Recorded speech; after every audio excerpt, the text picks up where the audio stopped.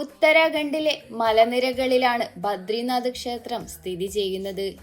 കാരണം ഇത് അളകനന്ദ നദിയുടെ സമീപത്താണ് സ്ഥിതി ചെയ്യുന്നത്. ക്ഷേത്രം വളരെ പഴക്കമുള്ളതാണ്. ബദരി നാരായണൻ എന്നറിയപ്പെടുന്ന വിഷ്ണുവിനെ പ്രാർത്ഥിക്കാൻ ആളുകൾ ഇവിടെ എത്തുന്നു. ശാന്തമായ അന്തരീക്ഷമാണ് ഇവിടം. ചുറ്റും പർവ്വതങ്ങളുണ്ട്. ചിലപ്പോൾ കൊടുമുടികളിൽ മഞ്ഞും ഉണ്ടാകും. ബദ്രിനാഥ് ക്ഷേത്രത്തിനടുത്തുള്ള പട്ടണം ചെറുതാണ്. കുറച്ച് കടകളും ഹോട്ടലുകളും ഇവിടെ ഉണ്ട്. ആളുകൾ കൂടുതലും ഇവിടെ പ്രാർത്ഥിക്കാൻ വരുന്നു. തീർത്ഥാടകർ പതുക്കെ നടന്ന് നദിയും പർവ്വതങ്ങളും ആസ്വദിക്കുന്നു. കാരണം ക്ഷേത്രം മരവും കല്ലും കൊണ്ടാണ് നിർമ്മിച്ചിരിക്കുന്നത്. ഇത് വലുതോ മനോഹരമോ അല്ല, പക്ഷേ അത് പവിത്രമായി തോന്നുന്നു. രാവിലെയും വൈകുന്നേരവും ബദ്രിനാഥ് ക്ഷേത്രത്തിൽ ആരതി നടക്കുന്നു. സന്ദർശകർ ഒത്തുചേർന്ന് നിശബ്ദമായി പ്രാർത്ഥിക്കുന്നു. സമീപത്ത് കാണാൻ സ്ഥലങ്ങളുണ്ട്.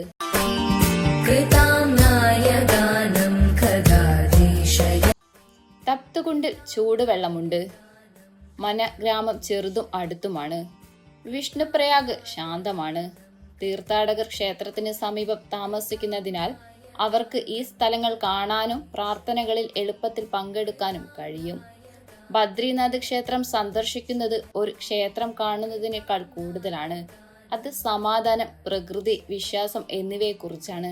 വരുന്നതിന് മുമ്പ് അല്പം ആസൂത്രണം ചെയ്യുന്ന ആളുകൾക്ക് അത് വളരെ എളുപ്പവും സുരക്ഷിതവുമാണെന്ന് തോന്നുന്നു. ബദ്രിനാഥ് ക്ഷേത്രം വളരെ പഴക്കമുള്ളതാണ്. ആയിരക്കണക്കിന് വർഷങ്ങൾ പഴക്കമുള്ളതാണെന്ന് ആളുകൾ പറയുന്നു. ആദി ശങ്കരാചാര്യർ വർഷങ്ങൾക്ക് മുമ്പ് ഇവിടെ വന്നിരുന്നുവെന്ന് അവർ വിശ്വസിക്കുന്നു.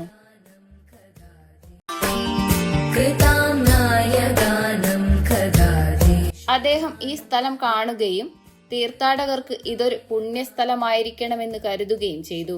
ബദ്രിനാരായണൻ എന്ന് വിളിക്കപ്പെടുന്ന ഈ ക്ഷേത്രം വിഷ്ണുവിനുള്ളതാണ്. അദ്ദേഹം വിശ്രമിക്കാനും ധ്യാനിക്കാനുമാണ് ഇവിടെ വന്നത്. പലരും ഇപ്പോഴും ഈ കഥകളെക്കുറിച്ച് സംസാരിക്കുന്നു. മലനിരകളിലെ കാലാവസ്ഥ കഠിനമാണ്. കാരണം ബദ്രിനാഥ് ക്ഷേത്രത്തിന് ചിലപ്പോൾ മണ്ണിടിച്ചിലോ മഞ്ഞുവീഴ്ചയോ ഉണ്ടായി കേടുപാടുകൾ സംഭവിച്ചു. പിന്നീട് ഇത് മരവും കല്ലും ഉപയോഗിച്ച് പുനർനിർമ്മിച്ചു. ഇന്ന് ക്ഷേത്രം ശക്തമാണ്, പക്ഷേ പഴയ ശൈലി നിലനിർത്തുന്നു. വളരെ കാലം മുമ്പ് രാജാക്കന്മാരും ഭരണാധികാരികളും ഈ ബദ്രിനാഥ് ക്ഷേത്രം സന്ദർശിച്ചു. അവർ സമ്മാനങ്ങൾ നൽകുകയും അത് സുരക്ഷിതമായി സൂക്ഷിക്കാൻ സഹായിക്കുകയും ചെയ്തു. ഇന്നും ക്ഷേത്രം കൈകാര്യം ചെയ്യുന്ന ആളുകൾ അത് പരിപാലിക്കുകയും എല്ലാ ആചാരങ്ങളും ശരിയായി ചെയ്യുകയും ചെയ്യുന്നു. ഇന്ത്യയിലുടനീളമുള്ള തീർത്ഥാടകർ പ്രാർത്ഥിക്കാനും പർവ്വതങ്ങൾ കാണാനും പഴയത് അനുഭവിക്കാനും വരുന്നതിനാൽ ബദ്രിനാഥ് ക്ഷേത്രം സന്ദർശിക്കുന്നു.